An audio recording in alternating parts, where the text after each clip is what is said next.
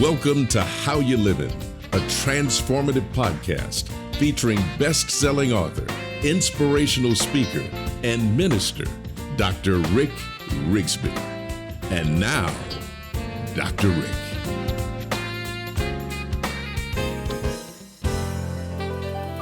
Hello, friends. Thanks so much for listening today.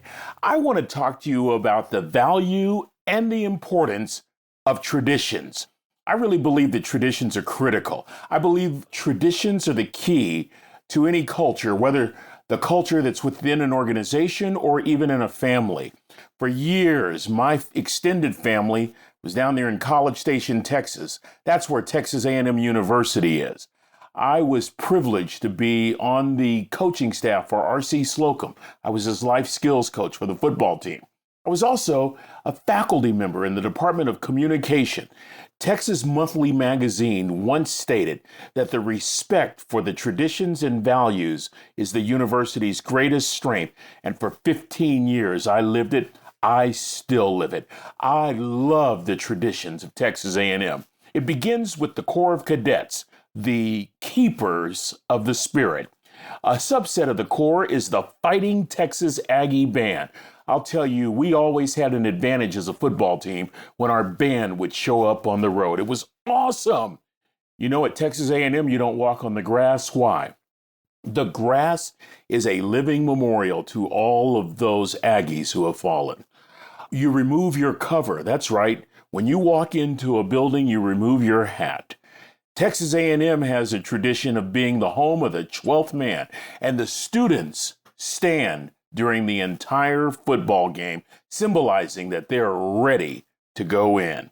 We have yell leaders at A&M. Keep in mind that Texas A&M was a male school. It was military. We didn't have female cheerleaders. We had male yell leaders. And the Friday night before each and every home game, those male yell leaders lead a midnight yell. Say that 3 times. Our golf course is even named Traditions. It's the home of the Fighting Texas Aggies men's and women's golf teams. I think probably the most sacred of all our traditions is muster. It occurs all over the world every April, the 21st of every April. And this is the occasion where we honor our fallen members of the Aggie family, both present students as well as former students. It's very emotional. It's very moving. It's these traditions that I think that really distinguish Texas A&M University from all others. You know, I really believe that it's the traditions that make life special. At the time of taping this podcast episode, we're entering into the holiday season. And while different faiths will celebrate different ways, I think one thing we all have in common is the practice of traditions. So why are traditions so important? Why should we value them? Well, I want you to consider a couple of things. Number one, traditions contribute to a sense of comfort. We're comfortable with the familiar. We even gain comfort by thinking back nostalgically. I love having a special place to go to. I remember when my parents were alive, I would love going back to my bedroom and just hanging out there for a while. I love special keepsakes. I even have found that a traditional meal, can offer great comfort. I used to love my mom and dad's macaroni and cheese. Oh, baby. Just talking about it makes me hungry.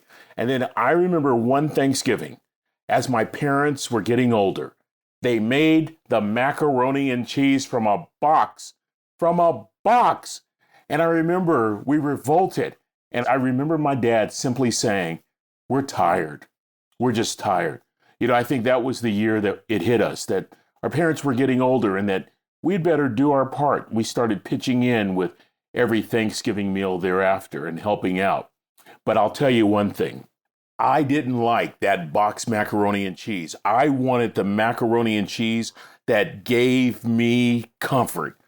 You know what, friends? I have to confess, I understand my folks being tired a lot more at 65 than I did at 35. But I want you to think about the powerful role food plays in maintaining traditions. Each family is known for a special dish or a favorite dish. It's always fun for me when our four sons and their wives and our grandchildren return home for the holidays. Each has a requested dish. I'm just glad that everyone is willing to cook. Those traditions around the table, wow, they offer a sense of comfort. They offer a sense of belonging. Whether it's going for a walk after a Thanksgiving meal or sitting around the table and chatting and laughing, or whether it's a candlelight service on Christmas Eve, our traditions really do matter. And when we don't exercise those traditions, we feel a loss. I remember growing up in the 60s, there was always a parade on Independence Day, the 4th of July.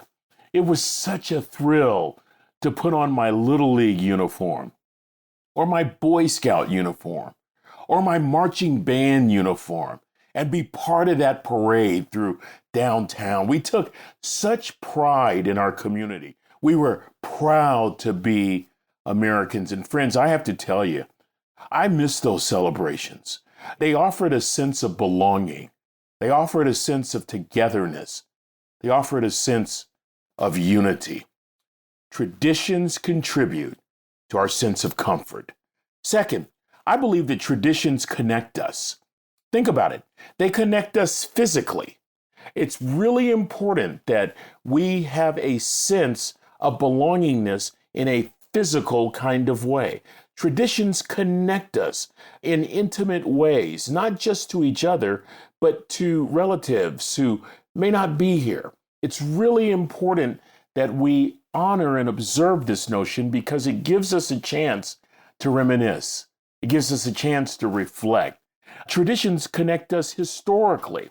I love all the stories, not just in my generation. I love the stories from generations of Rigsby's. Don't you folks love all the stories from 50, 100, 200, 300 years ago? They all play a part in getting you where you are today. Traditions connect us socially as well, and they connect us through shared values. I really love the fact that my grandfather had tremendous courage. He passed that courage on to my dad, and that my dad reflected that courage to our generation. I love the values that make an organization strong, the values that have been forged through the fire that make families strong. I mean, think about all the stories you hear at family gatherings. Think about the values contained in those stories as they're passed from generation to generation. Third, I think that traditions teach us history. Just right along with number two, in terms of traditions connecting us, I love learning about the history of our family. Don't you? I love all the different stories that are shared. Sometimes they seem to contradict each other. Doesn't matter. I still love everyone's perspective. I love learning about my family. From game night to when presents are open, I love all the stories, whether it's over eggnog or tea, doesn't matter. Among the most enjoyable conversations I've ever had comes along this vein. I remember once being with a family who happened to be Italian, and they were telling us how Italians spend the holidays. And they were marching us through what Christmas Eve is like in an Italian family. I loved it. I loved how important it was. And by the way, interesting side note, with sadness, this Italian family was telling us how over the generations, they were losing some of those traditions because the newer generation, the younger generation, didn't necessarily feel the same need to honor and observe all those traditions. It's important that we hold on to and protect our traditions. Here's one that taught me about history. I never knew my Uncle Ed Owens. I never knew him. But through the stories, I learned about his history as well as the generations before him. And it was very interesting how this learning took place. My family was very poor, and what they would pass down from generation to the next wasn't anything of monetary value. They passed down recipes. Well, my Uncle Ed was very proud of his niece, my mother. And as the story goes, he passed his barbecue sauce recipe to my mom. Friends, I learned the history of Uncle Ed's generation and the generations before him as my mother would constantly recite the story of her being his favorite niece and getting the barbecue sauce recipe. I'll tell you, with Uncle Ed gone, with my mom gone, with my dad gone, I can't tell you how meaningful that history is for me to know this very day.